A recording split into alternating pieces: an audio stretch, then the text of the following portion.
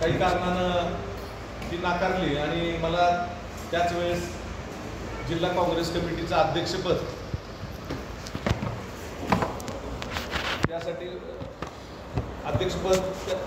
अध्यक्षपदावर काम करण्यासाठी संधी दिली आणि पुढच्या वेळेस विचार करू असं म्हणून सांगितलं। त्या पद्धतीनं मी विद्यार्थी काँग्रेसपासून म्हणजे 1998 पासून ते 2003 पर्यंत मी विद्यार्थी काँग्रेस NSUIचा ILS लॉ कॉलेज प्रमुख म्हणून काम केलेलं। त्यानंतर युवक काँग्रेसचा सरचिटणीस म्हणून जिल्हा सरचिटणीस म्हणून 2004 ते 2012 या ठिकाणी काम केलं। जिल्हा परिषद सदस्य म्हणून 2012 ते 2022 पर्यंत या ठिकाणी मी 2 वेळेस जिल्हा परिषद सदस्य म्हणून काम केलं आणि जिल्हा परिषदचा अध्यक्ष म्हणून 2014 ते 2017 या कार्यकाळात मी जिल्हा परिषद अध्यक्ष म्हणून काम केलं आणि 2019ला मी जिल्हा काँग्रेस कमिटीचा अध्यक्ष या ठिकाणी झालो आणि आज 2000 जवळजवळ 24 आहे। माझ्या कुटुंबामध्ये माझे वडील आप्पासाहेब कदम पाटील हे सुद्धा 15 वर्ष जिल्हा काँग्रेस कमिटीचे अध्यक्ष राहिले।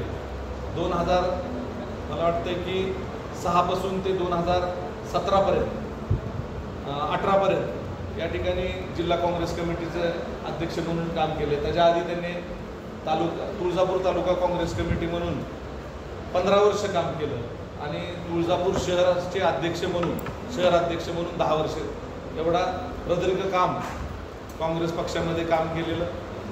त्याच्या आधी माझे आजोबा बापूसाहेब चुलत आजोबा बापूसाहेब कदम पाटील नगराध्यक्ष म्हणून काम केलेलं आहे। माझे स्वर्गीय माणिकरावदादा कदम पाटील हे सुद्धा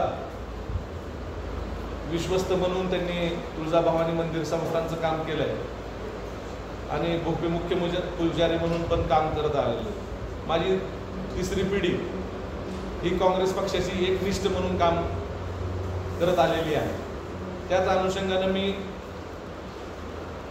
पक्षाकडं तुळजापूर विधानसभा मतदारसंघातून या ठिकाणी उमेदवारी मागत आहे आणि पक्षानं सुद्धा गेल्या वेळेसच विचार करून म्हणून सांगितल्यानंतर मी प्रदेशाध्यक्ष नानाभाऊ पटोले,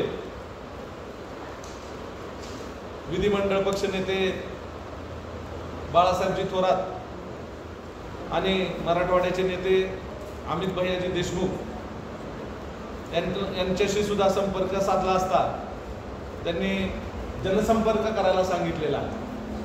मी जवळजवळ गेली 10 दिवसापासून 72 गावांमध्ये म्हणजे उस्मानाबाद तालुक्यामध्ये 72 गावामध्ये संपर्क अभियान, लोकसभेच्या निवडणुकीमध्ये खासदार ओमराजे निंबाळकर यांना निवडून दिल्याबद्दल त्यांचा सर्वांचा आभार आणि गावभेट दौरा चालू केलेला आहे।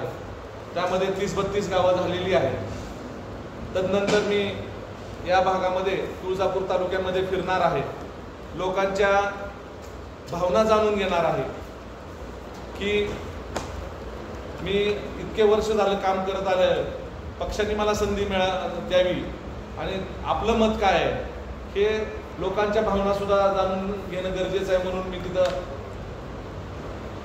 सर्वत्र फिरत आहे आणि मला महाविकास आघाडीच्या सर्व घटक पक्ष आणि महाविकास आघाडी, शिवसेना, उद्धव ठाकरे गट तसेच राष्ट्रवादी काँग्रेस, शरद पवार गट, सर्व कार्यकर्ते या ठिकाणी काँग्रेसचे सर्व कार्यकर्ते, शेका पक्षाचे पाठिंबा देणारे कार्यकर्ते सर्वत्र भेटत आहेत।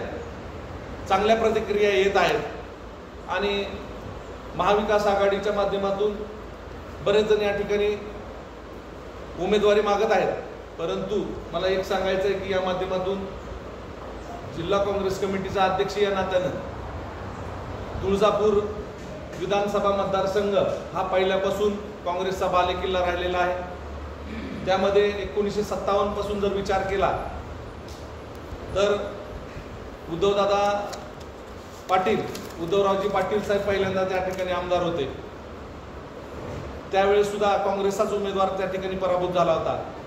तदनंतर साहेबराव दादा हंगरकेकर असतील 1961 नंतर सुद्धा, त्यानंतर शिवाजीराव पाटील बाभळगावकर, आलुरे गुरुजी, या ठिकाणी मधुकररावजी चव्हाण साहेब, आतापर्यंत त्यांनी प्रतिनिधित्व या सर्व विधानसभा मतदारसंघात केलेलं आहे.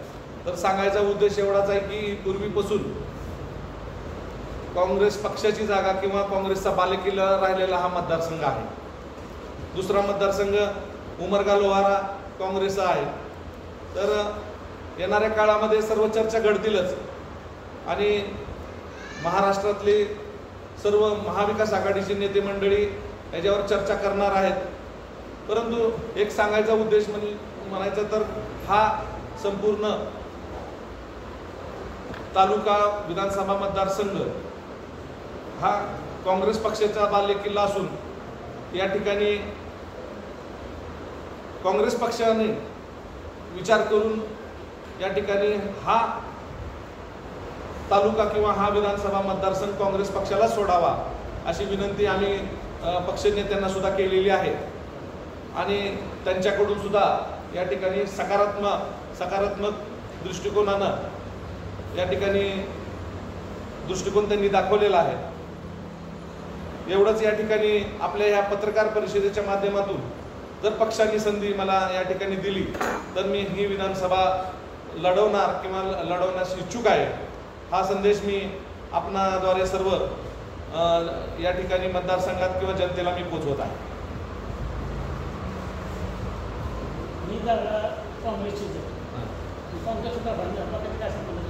हा नाही आता बरेच जण पक्ष महाविकास आघाडीतले पण काही जण मागत आहेत.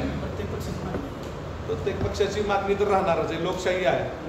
पण परंतु ही पूर्वीपासूनच तो आपल्याला सांगितलं की बाबा जागा काँग्रेसची आहे तर काँग्रेसला सुटावी किंवा आम्ही पक्षनेत्यांना सुद्धा सांगितलेलं आहे की असं सगळेजण मागतायत तर ते म्हटले की मागण्याला अर्थ नाही आणि सगळ्या बाजू आमच्या उचलून धरलेल्या आहेत की ही जागा आपण कुणालाही सोडणार नाही असं त्यांनी सांगितलेलं आहे.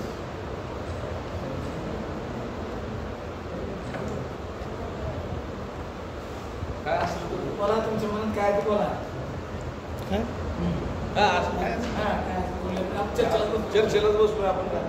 आणि येणाऱ्या काळामध्ये तुळजापूरचे फार मोठे प्रश्न या ठिकाणी याद्वारे मला सांगू इच्छितो की येणाऱ्या काळामध्ये आज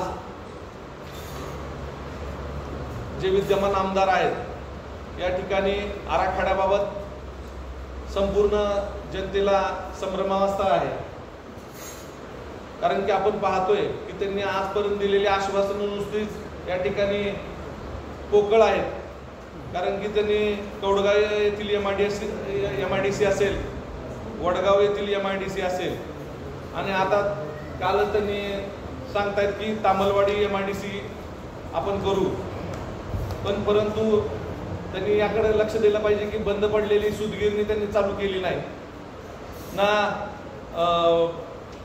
विकलेला दूध संघ असेल, त्यांच्या घरामागे उभारलेला साखर कारखाना असेल, अशा अनेक गोष्टी आहेत की त्या नुसत्या पोकळ घोषणा राहिलेल्या आहेत. आणि मला वाटतं की ह्या 4.5 वर्षामध्ये या तुळजापूर तालुक्याच्या विकासामध्ये त्यांची कुठलीही अशी भरीव कामगिरी या ठिकाणी त्यांनी दाखवलेली नाही आहे. म्हणून मला वाटतं की 21 TMC पाण्याचा प्रश्न असेल, मला वाटतं तुळजापूर विकास आराखडा करत असताना स्थानिक नागरिक असतील, स्थानिक व्यापारी असतील, स्थानिक पुजारी वर्ग असेल, यांना विश्वासात घेऊन त्यांच्या दृष्टीनं, कारण की आपण पाहताय की येणाऱ्या काळामध्ये सर्व घाटाच्या खाली विकास या ठिकाणी करण्याचा दृष्टिकोन त्यांचा आहे. आणि मला वाटतं की मागच्या काळामध्ये तत्कालीन मुख्यमंत्री विलासरावजी देशमुख साहेबांच्या प्रयत्नातून, अथक प्रयत्नातून तुळजापूर विकास प्राधिकरण झालं. त्यामध्ये सर्वच आपले सदस्य होते. त्यांनी हा तुळजापूरचा विकास करत असताना स्थानिकांना विस्थापित न करता त्यामध्ये 8 विलासरावनी घातली होती की स्थानिकांना, पुजारी वर्गांना कुणालाही विस्थापित न करता या ठिकाणी विकास आराखडा तयार केला जावा आणि विकास केला जावा। परंतु या ठिकाणी असं घडलं जात आहे की स्थानिकांचा विचार न करता यांचा मनमानी कारभार आणि अ प्लॅन, ब प्लॅन, क प्लॅन असे वेगवेगळे प्लॅन करून ह्या सर्व नागरिकांमध्ये एक संभ्रमावस्था तयार झालेली आहे। दुसरा म्हणजे रेल्वेचा प्रश्न। आपण तुळजापूर, सोलापूर, तुळजापूर पुढे बीडकडं म्हणजे पश्चिमेकडून उत्तरेकडे जाणारी रेल्वे या ठिकाणी 2008 साली लालू प्रसाद यादवांनी याला मंजुरी दिली। तदनंतर यांच्या कार्यकाळात आतापर्यंत कुठलीच जी घोषणा झालेली आहे ती पोकळ झालेली घोषणा आहे। मला वाटतंय की या ठिकाणी सगळ्यात महत्त्वाचा प्रश्न तुळजापूर तालुक्याच्या दृष्टीनं हा सुरत चेन्नई महामार्गाचा आहे। त्यामध्ये शेकडो शेतकऱ्यांच्या कितीतरी हेक्टर जमिनीचं या ठिकाणी नुकसान होत आहे। परंतु मोबदल्यासाठी कोणी या ठिकाणी मला वाटतं की विकासाच्या दृष्टीनं रस्ते महामार्ग होणं गरजेचं आहे, पण त्या ठिकाणी 2013चा जो भूसंपादन कायदा त्यांनी मोडीत काढलेला आहे। ज्या प्रमाणामध्ये 2013 मध्ये आपण जर बघितलं तर हा धुळे सोलापूर रोड आहे, त्याला जेवढे भूसंपादनाला पैसे दिले गेलेले आहेत तेवढे पैसे ह्या लोकांना, शेतकऱ्यांना मिळत नाहीत। हा फार मोठा या ठिकाणी अभाव आणि भेदभाव हे सरकार करत आलेला आहे, कारण की तो 2013चा या ठिकाणी भूसंपादन कायदा मोडीत काढलेला आहे। दुसरं म्हणजे धुळे सोलापूर म्हणजे आज रेल्वेचा सुद्धा तोच प्रश्न आहे। हेक्टरी 20 म्हणजे गुंठ्याला 10-20 हजार रुपयाची ही तुटपुंजी मदत या ठिकाणी शेतकऱ्याला करत आहे। शेतकऱ्यांमध्ये खूप आक्रोश आहे आणि मला वाटतं की कामाचं श्रेय या ठिकाणी घेत आहेत, पण शेतकऱ्यांना मदत मिळवून घेण्याचं श्रेय या ठिकाणी कोणीही घेत नाही। या ठिकाणी बरेच सारे प्रश्न। दुसरा प्रश्न म्हणजे या ठिकाणी 21 TMCचा प्रश्न तर फार मोठा आहे आणि त्या पूर्वीच्या काळात या ठिकाणी महाविकास आघाडीच्या सरकारने या ठिकाणी मोठी मदत केलेली आहे, पण प्राधान्य